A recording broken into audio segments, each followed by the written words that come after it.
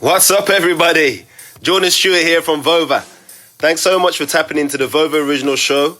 Just a reminder that if you want to drop your opinions about the episode or respond to the host and guests with your voice, go and download the Vover app wherever you get your apps. Vover, voice over everything. Enjoyed the show. Vover MMA, what's good? This is your boy Devin Bradshaw. And I'm trying to figure out why I'm in such a rut. Why my picks aren't going the way that I foresee. Man, it's been a rough road the last few months. Just taking loss after loss after loss after loss. And luckily, when I was trying to place the bet on Sandhagen on Saturday,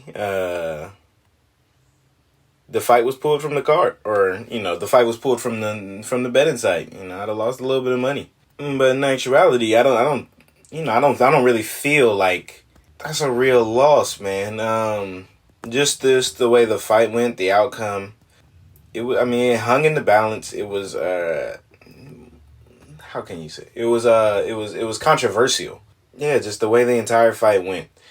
TJ Dillashaw, in his return after a few years away off of a suspension, beat Cory Sandhagen this past Saturday. And, TJ looked good, for someone who's coming off a layoff, for someone who, had to see how he would react, how his body would react, how him mentally would react in the cage to not having what he had to help him out, in there.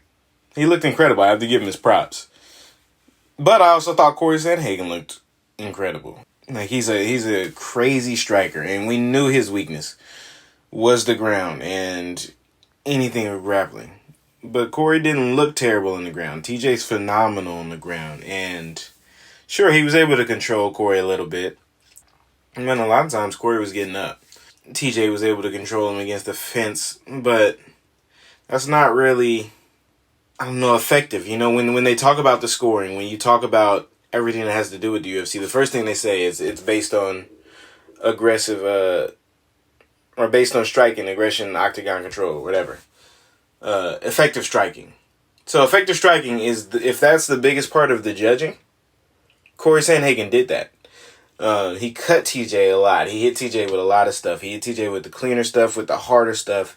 He hurt TJ on multiple occasions. And credit to TJ, he didn't go down when a lot of people would have. And he was able to fight through the adversity, and he was able to, do what he does and implement his game plan. The weird thing was he didn't, after the first round or whatever happened with his knee, he looked a little, rigid and not able to move. But, TJ looked like TJ, and he looked like the guy who was the bantamweight champion of the world. But I will stand by the statement that Cory Sandhagen, to me, won that fight.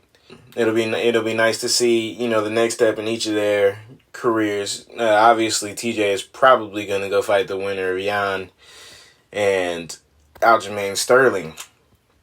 We'll see what Cory Sandhagen gets, who will be the next guy for him, because I don't envy the next guy who's going to fight him, because he's most likely going to be a man on a mission and looking to hurt somebody. And yeah, that just, that division is open now, and there's just a lot of competition, and I think it's going to be crazy in the next 12 months to, even further beyond that.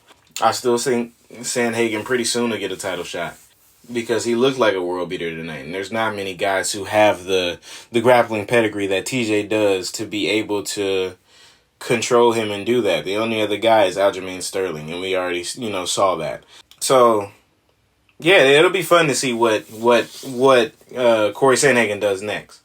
Another thing from the card, Macy Barber versus Miranda Maverick. And that was a little bit of a robbery. Barber won by decision, and many people would say she was lucky to get out of there with her hand raised. Maverick was mostly the first to everything. She looked better throughout the fight. She had the better exchanges. And the problem with Macy Barber is she waits. And I don't understand what that is. I don't understand why you're taking rounds off, because you're giving them away. And especially when you're getting to the higher levels of the fighters, you can't take rounds off, because once you do that, now once the rounds get close, it's a toss-up. And now you got to get a finish, which is hard to do against these top fighters. So yeah, there's just something to watch out for as she moves up. But right now she's an incredible prospect. She's moving into some of the higher parts of the division, and what she does next will be interesting. I think she needs to start faster. I think she needs to get going and, let all the rest of that come, because the way she's fighting right now, she won't be able to beat those girls at the top. And she has skills, but, just be confident and go in there and trust yourself over anything. And I don't know if it's a cardio issue. I don't know if it's being away from the ring a little bit, or the cage. We don't know what that is, but that's something she has to figure out if she wants to move into championship contention and in the upper echelon of the division. So that's been Devin Bradshaw. That's been it from Vover MMA. My name is Devin Bradshaw, and I will catch you guys next time. Vover!